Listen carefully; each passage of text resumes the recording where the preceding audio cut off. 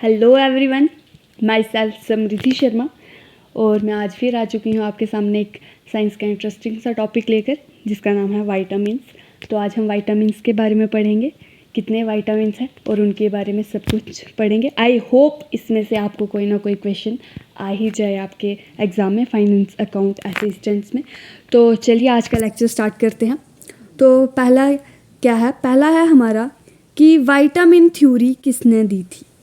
हमारी vitamin theory जो है एफ.जी. हॉपकिंस ने दी थी, ठीक है। और वाइटामिन को डिस्कवर किया था फंक ने। वाइटामिन को डिस्कवर किया था फंक ने, लेकिन वाइटामिन थ्योरी जो है एफ.जी. हॉपकिंस ने दी थी, ठीक है। इसमें कन्फ्यूज़न रहता है, तो ये कन्फ्यूज़न अच्छे से क्लियर कर लें कि वाइटामिन थ्योरी जो है वो एफ.जी. हॉपकिंस ने दी थी और डिस्कवर किया था वाइटामिन को फंक ने, ओके। तो चलिए अब आगे क्या है? आगे है कि वाइटामिन जो है एक ऑर्गेनिक सब्सटेंस है। इसका मतलब वाइटामिन्स में जो होता है कार्बन प्रेजेंट होता है। ये क्वेश्चन आ भी सकता है कि क्या वाइटामिन इनऑर्गेनिक होते हैं या ऑर्गेनिक। वाइटामिन्स में कार्बन प्रेजेंट होता है, इसका मतलब ये क्या है? Organic substance, okay. तो हमारे आज तक जितने भी हैं 13 रिकॉग्नाइज्ड वाइटामिन्स हैं, ओनली 13 रिकॉग्नाइज्ड वाइटामिन्स हैं, ठीक है। तो वाइटामिन्स जो हैं दो तरह के होते हैं, वाटर सॉल्युबल और फैट सॉल्युबल वाइटामिन्स होते हैं। ये बहुत इंपॉर्टेंट है। इसमें पूछा जाता है कि वाइटामिन्स कितने तरह के होते हैं। दो तरह के, वाटर सॉल्युबल और फैट सॉल्युबल। अब वाटर सॉल्युबल वाइटामिन्स वो होते हैं जिन्हें हम स्टोर नहीं कर सकते हैं। वाटर सॉल्युबल वाइटामिन्स वो होते हैं जिन्हें हम स्टोर नहीं कर सकते हैं। और जो फैट सॉल्युबल वाइटामिन्स होता है उन्हें हम स्टोर कर सकते हैं, ठीक है। तो वाटर सॉल्युबल वाइटामिन्स अब कौन कौन से हैं? हमारे वाटर सॉल्युबल वाइटामिन्स हैं वाइटामिन बी, सी और पी। वाइटामिन बी, सी और पी जो हैं वाटर सॉल्युबल वाइटामिन्स है। इसका मतलब इन्हें हम बॉडी में स्टोर नहीं कर सकते। अगर स्टोर नहीं कर सकते हैं तो इन्हें हम क्या बोलते हैं, रिलीज़ कैसे करते हैं? जो हमारा वाइटामिन बी है, वाइटामिन बी वो स्वेट से रिलीज़ होता है, स्वेट से। ये नोट कर लें, जो हमारा वाइटामिन बी है वो स्वेट से रिलीज़ होता है, ओके। तो और जो वाइटामिन सी है, वाइटामिन सी ये हमारा जो होता है यूरिन से रिलीज़ होता है, यूरिन से, ओके। ये भी आप नोट कर लें, याद कर लें, नोट कर लें, यूरिन से रिलीज़ होता है, ठीक है। अब हम देखते हैं fat soluble vitamins. Fat soluble vitamins मैंने बताया ये इन्हें हम बॉडी में स्टोर कर सकते हैं, ठीक है। तो फैट सॉल्युबल वाइटामिन्स होते कौन कौन से हैं? ए, डी, ई, के। ये पेपर में आ सकता है, ये बहुत बहुत इंपॉर्टेंट है गाइस, बहुत ज़्यादा इंपॉर्टेंट है कि फैट सॉल्युबल वाइटामिन्स कौन कौन से हैं और वाटर सॉल्युबल वाइटामिन्स कौन कौन से हैं। ये आप याद कर लें कि वाटर सॉल्युबल वाइटामिन्स है वाइटामिन बी, सी और पी, और फैट सॉल्युबल वाइटामिन्स है वाइटामिन ए, डी, ई और के, ओके। तो चलिए आगे बढ़ते हैं। अब है हमारा वाइटामिन ए। वाइटामिन ए के बारे में अब हम पढ़ेंगे। वाइटामिन ए का केमिकल नेम होता है रेटिनॉल, ओके। सोर्सेज होते हैं कैरेट, मैंगो, पपाया, एप्पल और एट्सेट्रा, ठीक है। और फंक्शन होता है इसका, ये हमें इन्फेक्शन से बचाता है, ये हमें इन्फेक्शन से बचाता है, ठीक है। तो इसको जो है एंटी इन्फेक्शन हार्मोन भी कहते हैं, तभी इसको जो है एंटी इन्फेक्शन हार्मोन भी कहते हैं। ये आ सकता है पेपर में कि एंटी इन्फेक्शन हार्मोन किसे कहा जाता है, कौन से वाइटामिन को कहा जाता है, तो वो वाइटामिन ए को कहा जाता है, ठीक है। तो अब आगे देखते हैं। अब इसकी डेफिशिएंसी डिजीज़ क्या होती हैं? इसकी डेफिशिएंसी डिजीज़ होती हैं पहली नाइट ब्लाइंडनेस, नेक्टोल्पिया और ज़ेरोपैथेल्मिया, ठीक है। इसको ड्राई आई भी कहते हैं, इसमें आईज जो होती हैं वो ड्राई हो जाती हैं, ठीक है। अब हम पढ़ेंगे वाइटामिन बी, जिसे हम बी कम्प्लेक्स कहते हैं। वाइटामिन बी जिसे हम बी कम्प्लेक्स कहते हैं, ठीक है। तो इसका हमें सोर्स होता है milk, cereals, dry fruits, vegetables और स्प्राउट्स। ये इसका जो है सोर्स है। और दूसरा है इसका डेफिशिएंसी डिजीज़ क्या है इसमें? मसल्स वीक हो जाते हैं और कार्डियक अरेस्ट, ओके। तो अब है हमारा विटामिन बी वन क्या होता है? विटामिन बी वन का केमिकल नेम होता है थायमीन। क्या होता है? थायमीन, ठीक है। और इसका फंक्शन होता है मस्कुलर एक्टिविटी को देखता है और हेल्पफुल होता है मेटाबॉलिज्म में भी हेल्प करता है और मस्कुलर एक्टिविटीज़ भी करता है, ठीक है। Vitamin B1।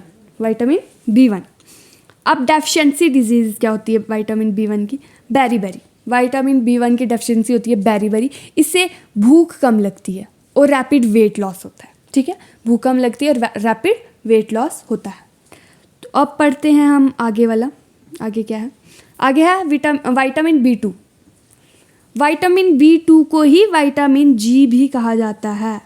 ये बात आप याद रख लें, बहुत बहुत बहुत इंपॉर्टेंट रहता है। इसमें से क्वेश्चन आ भी सकता है कि विटामिन G कौन से विटामिन को कहा जाता है? विटामिन B2 को विटामिन G भी कहा जाता है, ठीक है।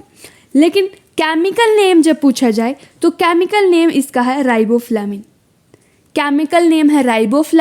और इसको जो है विटामिन G भी कहा जाता है। इसमें कंफ्यूजन मत करना, केमिकल नेम है राइबोफ्लाविन और विटामिन G इसको भी कहा जाता है, ठीक है। और इसका फंक्शन क्या है? चाइल्ड ग्रोथ के लिए बहुत ज़रूरी है ये, और सनलाइट में देखने के लिए भी बहुत हेल्पफुल है, ठीक है।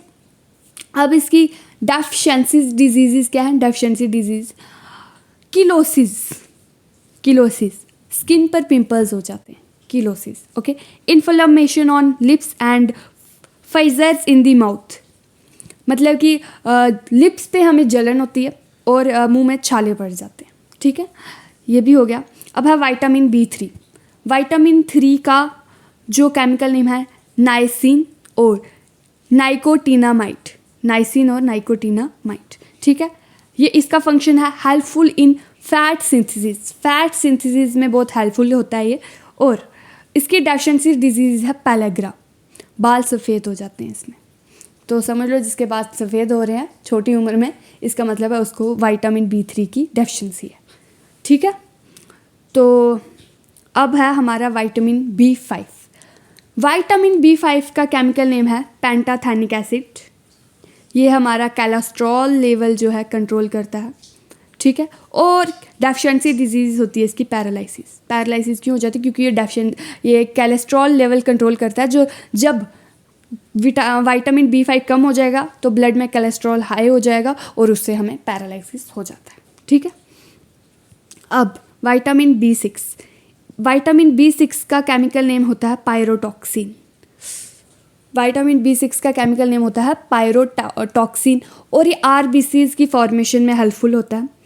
और जब ये कम मतलब कि इसकी डेफिशिएंसी डिजीज़ है अनीमिया, खून की कमी, अनीमिया, ओके। अब है हमारा विटामिन B7। तो विटामिन B7 को हम विटामिन H भी कहते हैं। विटामिन G किसको कहते थे? विटामिन G हम विटामिन B2 को कहते थे, लेकिन विटामिन B7 को हम विटामिन H भी कहते हैं, ठीक है। ये कन्फ्यूज़न मत रखना, B2 को विटामिन G और B7 को विटामिन H, ठीक है। तो इसका केमिकल नेम होता है बायोटीन, विटामिन B7 का। और ये इसका फंक्शन होता है, ये कार्बोहाइड्रेट्स की डाइजेशन में हेल्पफुल होता है। और इसकी डेफिशिएंसी डिजीज हो जाती है डर्मिस, बालों का झड़ना, ठीक है। तो अब है हमारा विटामिन B9। विटामिन B9 का केमिकल नेम है फॉलिक एसिड और ये हेल्पफुल होता है फॉर्मेशन ऑफ ब्लड की फॉर्मेशन में बहुत हेल्पफुल होता है। और इसकी भी डेफिशिएंसी डिजीज़ जो है अनीमिया है, ठीक है।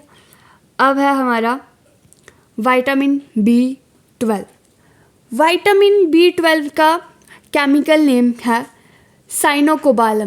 साइनोकोबालामिन और ये इसका फंक्शन है फॉर्मेशन ऑफ RBCs की फॉर्मेशन में हेल्पफुल होता है। और ये जो विटामिन B12 है ना, ये हेल्दी नर्वस सिस्टम के लिए जो है बहुत ही ज़रूरी होता है, हेल्दी नर्वस सिस्टम के लिए बहुत ही ज़्यादा ज़रूरी होता है, ठीक है। और इसकी डेफिशिएंसी डिजीज़ है इसकी अनीमिया और न्यूरोलॉजिकल प्रॉब्लम्स, ठीक है। अनीमिया होगी और कुछ न्यूरोलॉजिकल प्रॉब्लम्स भी हो सकती हैं। अब है हमारा विटामिन C। विटामिन B हमारा पूरा का पूरा B कम्प्लेक्स पूरा का पूरा कंप्लीट हो चुका है। अब है हमारा विटामिन C। विटामिन सी का केमिकल नेम है एस्कॉर्बिक एसिड। ये एक एसिड होता है एस्कॉर्बिक एसिड। इसका सोर्स आंवला, लेमन, टोमेटो, सिट्रस फ्रूट्स और ग्रीन चिली। ग्रीन चिली और सिट्रस फ्रूट्स बहुत इंपॉर्टेंट है। तो अगर पूछा जाए कि ग्रीन चिली में कौन सा विटामिन होता है तो विटामिन सी। तो फंक्शन इसका क्या है? Formation of binding substances. ये बाइंडिंग सब्सटेंसेस की फॉर्मेशन करता है। बाइंडिंग सब्सटेंसेस जैसे कि कोलाजन और इलास्टिन होते हैं ना, उनकी फॉर्मेशन में जो है बहुत हेल्पफुल होता है। तो अब इसकी डेफिशिएंसी डिजीज़ क्या? डेफिशिएंसी डिजीज़ इसकी स्कर्वी से होता है क्या? मसूड़ों से खून आता है। और कुकिंग से जो है हमारा कौन सा विटामिन डिस्ट्रॉय हो जाता है? कुकिंग से हमारा विटामिन सी जो है डिस्ट्रॉय हो जाता है। ठीक है, कुकिंग से हमारा कौन सा विटामिन डिस्ट्रॉय होता है? Vitamin C. तो चलिए आगे बढ़ते हैं। आगे है हमारा विटामिन डी। विटामिन डी को ही हम सनशाइन विटामिन भी कहते हैं।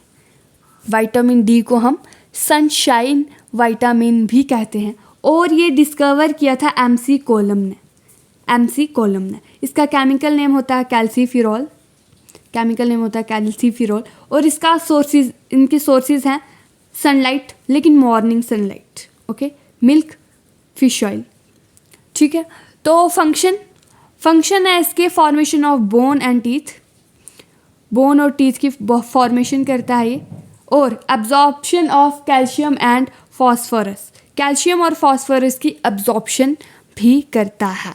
ठीक है, अब इसकी डेफिशिएंसी डिजीज़ क्या होती है? डेफिशिएंसी डिजीज़ है हमारी, पहले है रिकेट्स जो कि चाइल्ड में होती है। और ऑस्टोमलेशिया जो कि अडल्ट्स में होती है। ठीक है, रिकेट्स चाइल्ड में होगी और ऑस्टोमलेशिया जो है अडल्ट्स में होगी। ये बहुत बहुत बहुत इंपॉर्टेंट है कि रिकेट्स किस में होती है? चाइल्ड्स में, और ऑस्टोमलेशिया अडल्ट्स में। ये आपको क्वेश्चन आ सकता है कि ऑस्टोमलेशिया अडल्ट्स में होती है या चाइल्ड में, और रिकेट्स चाइल्ड में होती है या अडल्ट्स में। आपको क्वेश्चन आ सकता है। ओके, सो आप इसे अच्छे से नोट कर लें। ठीक है, अब हम नेक्स्ट विटामिन पढ़ते हैं। विटामिन ई को ही जो है ब्यूटी विटामिन भी कहा जाता है और एंटी फर्टिलिटी विटामिन भी कहा जाता है। विटामिन ई के दो नाम हैं, ब्यूटी विटामिन और एंटी फर्टिलिटी विटामिन। ओके, तो इसका केमिकल नेम है टोकोफिरॉल। ठीक है, सोर्सेज क्या क्या हैं? आप vegetable oil, wheat, rice, groundnut, ये सारे इसके सोर्सेज होते हैं। अब इसका फंक्शन क्या है? ये जो है ग्लोइंग स्किन के लिए रिस्पॉन्सिबल होता है। ग्लोइंग स्किन के लिए, तो ग्लोइंग स्किन के लिए कौन सा विटामिन रिस्पॉन्सिबल होता है? Vitamin E. तभी तो इसको ब्यूटी विटामिन भी कहते हैं। और इसकी डेफिशिएंसी डिजीज़ हैं स्टरलिटी और होमोलिटिक अनीमिया एंड न्यूबॉर्न। स्टरलिटी से जो वुमेन्स होती हैं वो न्यूबॉर्न बेबी को बर्थ नहीं दे सकती। ओके, बेबी को बर्थ नहीं दे सकती है। ठीक है, अब है हमारा विटामिन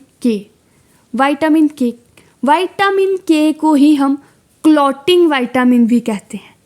क्यों? क्योंकि ये ब्लड क्लॉटिंग में हेल्प करता है। विटामिन के को ही हम जो है क्लॉटिंग विटामिन भी कहते हैं।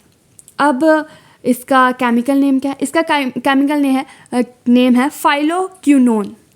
इसका केमिकल नेम है फाइलोक्विनोन। Okay, phylloquinone. और sources green cabbage, coffee, beans, mutton, ये सारे इसके सोर्सेज हैं। ठीक है, तो अब फंक्शन है इसका ब्लड क्लॉटिंग। मैंने पहले ही बता दिया था कि ये ब्लड क्लॉटिंग में हेल्प करता है। ठीक है, अब इसकी डेफिशिएंसी डिजीज़ होती है हीमोफीलिया। हेमोफीलिया जो है एक जेनेटिक डिजीज़ है। ठीक है, और इसको हम रॉयल डिजीज़ भी कहते हैं। इसमें ब्लड क्लॉटिंग नहीं होती है। अगर किसी पर्सन को जो है हेमोफीलिया हो जाए तो उसमें ब्लड क्लॉटिंग नहीं होती। ठीक है, और ये वर्ल्ड हेमोफीलिया डे जो है वो 17 अप्रैल को मनाया जाता है। 17 अप्रैल को मनाया जाता है वर्ल्ड हेमोफीलिया डे, और इसको ही रॉयल डिजीज़ भी कहते हैं। ये बहुत इंपॉर्टेंट है कि रॉयल डिजीज़ किसे कहते हैं। या आपको क्वेश्चन आ सकता है कि रॉयल डिजीज़ किसे कहते हैं। तो हेमोफीलिया डिजीज़ को हम रॉयल डिजीज़ भी कहते हैं। तो हमारा आज का लेक्चर यहीं पे ख़त्म होता है। तो आई होप आपको मेरा लेक्चर पसंद आया होगा। और अगर आपको मेरा लेक्चर पसंद आया तो प्लीज़ लाइक करें और शेयर करें और चैनल को सब्सक्राइब करें। और अगर आपने मेरी पहले के लेक्चर्स नहीं देखे हैं तो आप हमारे चैनल पे जा सकते हैं, उसमें साइंस के लेक्चर की अलग से प्लेलिस्ट बनी हुई है, तो आप वहाँ पे जाके मेरे सारे लेक्चर्स देख सकते हैं। और हमारा टेलीग्राम ग्रुप भी ज्वाइन करें। वो टेलीग्राम ग्रुप का लिंक जो है डिस्क्रिप्शन में दिया हुआ है हमने। तो ठीक है, थैंक्स फॉर वॉचिंग।